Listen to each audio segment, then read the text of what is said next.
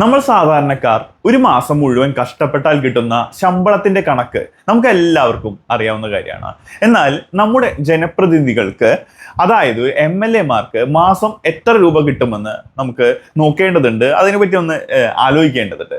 പലപ്പോഴും നമ്മൾ കേൾക്കുന്ന കണക്ക് വലിയൊരു തുകയാണ്. എന്നാൽ അത് ശരിക്കും കിട്ടുന്നുണ്ടോ?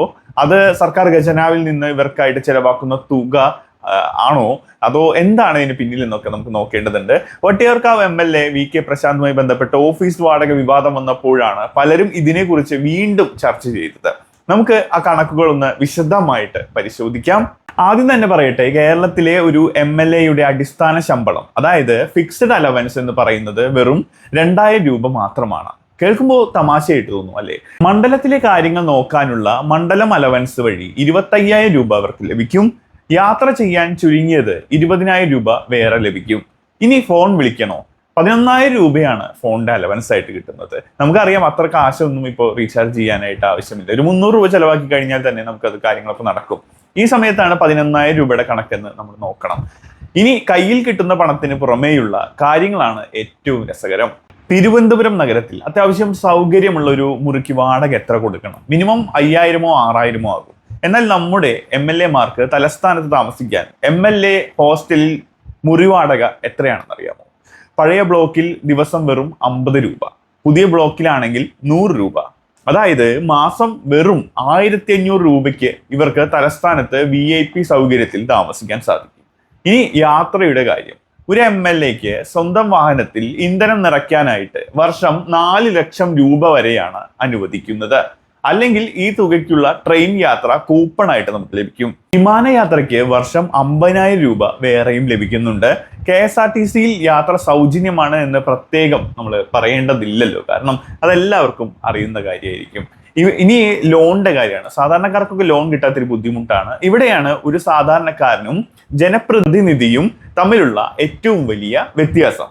നമ്മളൊരു കാറ് വാങ്ങാൻ ബാങ്കിൽ പോയാൽ 9%-ഓ 10%-ഓ പലിശ കൊടുക്കണം. എന്നാൽ MLA-മാർക്ക് വാഹനം വാങ്ങാൻ 10 ലക്ഷം രൂപ വരെ സർക്കാർ വായ്പ നൽകും. ഇതിന് പലിശ എത്രയാണെന്ന് അറിയാമോ? അതെ, 0 ഇതിന്റെ പലിശ വരുന്നത്. പലിശ രഹിതമായിട്ടുള്ള സ്കീമാണ് ഇവർക്കൊക്കെ കൊടുക്കുക. അപ്പോൾ തിരിച്ചടവ് മാത്രം കൊടുത്താൽ മതി, വേറെ എമൗണ്ട് ഒന്നും എക്സ്ട്രാ കൊടുക്കേണ്ട കാര്യമില്ല. അതുപോലെ വീട് വെക്കാനായിട്ട് 20 ലക്ഷം രൂപ വരെ മുൻകൂറായിട്ട് അഡ്വാൻസ് ലഭിക്കും. ഇനി ചികിത്സയുടെ കാര്യമാണെങ്കിൽ സർക്കാർ ആശുപത്രിയോ സ്വകാര്യ ആശുപത്രിയോ എന്തോ ആകട്ടെ, മുഴുവൻ ചെലവും സർക്കാർ വഹിക്കും എന്നതാണ് അടുത്ത കാര്യം. 5 വർഷം തികച്ചു കഴിഞ്ഞാൽ മാത്രമേ പെൻഷൻ കിട്ടൂ എന്ന് ഒരിക്കലും വിചാരിക്കേണ്ട. ചുരുങ്ങിയ കാലം MLA ആയാലും അത് അവർക്ക് പെൻഷന്റെ കാര്യത്തിൽ ഒരു സംശയവും വേണ്ട, അവർക്ക് അർഹതയുണ്ട്. 5 വർഷം കാലാവധി പൂർത്തിയാക്കിയ ഒരു MLA-ക്ക് മാസം 20,000 രൂപ പെൻഷനായിട്ട് ലഭിക്കും. കാലാവധി കൂടുന്തോറും പെൻഷൻ തുക കൂടും. അങ്ങനെ പരമാവധി 50,000 രൂപ വരെ പെൻഷൻ വാങ്ങുന്നവരുണ്ട്. കൂടെ യാത്രാപ്പടിയായി വർഷം 1 ലക്ഷം രൂപ വരെ MLA-മാർക്ക് ലഭിക്കും.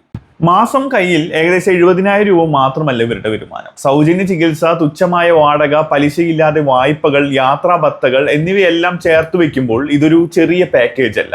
ജനസേവനം എന്നതിനപ്പുറം കൃത്യമായ സാമ്പത്തിക സുരക്ഷിതത്വം നൽകുന്നൊരു പദവി കൂടിയാണ് MLA സ്ഥാനം എന്ന് ഈ കണക്കുകൾ തെളിയിക്കുന്നുണ്ട്.